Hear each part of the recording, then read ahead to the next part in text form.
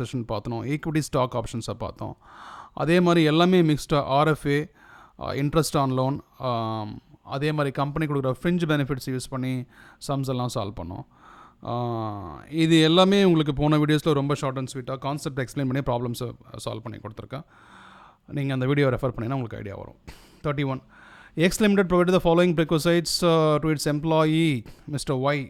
X Limitedன்றது கம்பெனிப்பா, ஒய்ன்றது எம்ப்ளாயி. 2025-2026 ப்ரீவியஸ் இயர், நம்ம மேல எக்ஸாம் எழுத போனால் 2025-26 தான். அக்கமடேஷன் டேக்கன் ஆன் லீஸ், கம்பெனியே லீஸுக்கு தான் எடுத்திருக்கேன். மாதம் 15,000, வருஷத்துக்கு 1,80,000. 5,000 per month வந்து கம்பெனி அவங்ககிட்ட தான் 60,000 கம்பெனி வந்து எம்ப்ளாயிட்டேருந்து வாங்கிது. 1,80,000 கம்பெனி செலவு பண்ணுது, 60,000 கம்பெனி அவங்ககிட்ட தான் வாங்கியிருக்கு. சரியா? ஃபர்னிச்சர் போட்டு கொடுக்குது, அதுக்கு கம்பெனி பே பண்ணுறது 3,000 per மாதம். No amount is recovered from the employee in respect of the same. நீ நாம வச்சுக்கோ, ஃபர்னிச்சர்லாம் நீ யூஸ் பண்ணிக்க, அதுக்கு உங்கள்கிட்ட நான் காசு ரெக்கவர் பண்ணல. ஒரு 12 HP காரையும் கொடுக்குது, அது கம்பெனி ஓன் பண்ண காரு, அது வந்து எம்ப்ளாயி ஒய்க்கு கொடுக்குது. அவன் என்ன பண்ணுறான், அஃபிஷியல் யூஸ்க்கு யூஸ் பண்ணுறான், பர்சனல் யூஸுக்கு யூஸ் பண்ணுறான். ஆனால் அதுக்கு ஆகிற செலவு, இந்த பெட்ரோல் போடுறது, டிரைவர் படி, அதுக்கப்புறம் இந்த மெயின்டெனன்ஸ் எல்லாமே கம்பெனி பார்த்துக்குது. ஸோ அப்போ both the use third category. Is also provided with the chauffeur. அப்படின்னா சாஃபியர்னா என்ன? காஃபி மாதிரி சாஃபியர்னு ஒன்று இருக்கா? We should discuss this. Okay, 10,000 அவன் பர்த்டேக்கு என் அம்மா ஒரு கிஃப்ட் கொடுக்குது.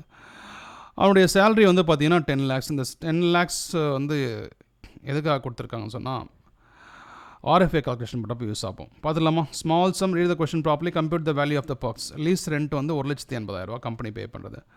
சரி, லீஸ்ன்னு வந்துட்டால் நம்ம என்ன பண்ணணும்?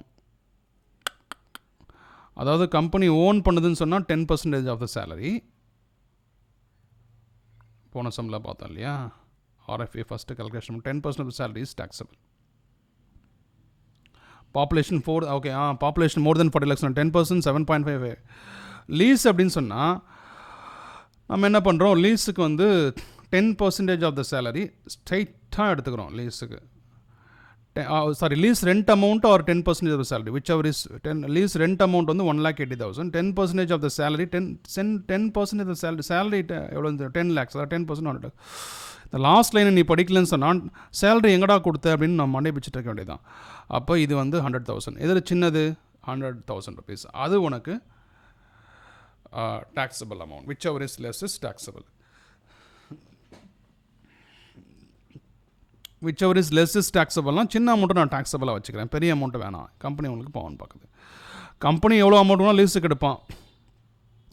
உன்னுடைய 10% ஆஃப் த சேலரி எவ்வளோ, அது குட்டி அமௌண்ட்டு. இதில் பெரிய அமௌண்ட் எடுத்தால் கவர்மெண்ட்டுக்கு லாபம் தானே. எப்போயுமே பொதுவாக நம்ம கவர்மெண்ட் பாயிண்ட் ஆஃப் வியூவில் யோசிக்கிறோம் அப்படின்னா. ஆனால் இந்த விஷயத்தில் மட்டும் ரெண்ட் ஃப்ரீ அக்கமடேஷனில் மட்டும் கவர்மெண்ட் என்ன பண்ணால், குட்டி அமௌண்ட்டுக்கு நீ டேக்ஸை பே பண்ணு. 100,000க்கு டேக்ஸு.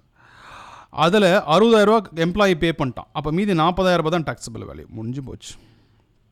சரி, மாதம் 3,000 வந்து ஃபர்னிச்சருக்கு அவன் கட்டுறான். அப்போ வருஷத்துக்கு 36,000 கட்டுறான். ரெக்கவரி ஏதாவது எம்ப்ளாயிட்ட பண்ணான்னு கேட்டாக்கல. அப்போ 36,000 டாக்ஸபிள் வேல்யூ எதுக்கு? ஃபர்னிச்சருக்கு.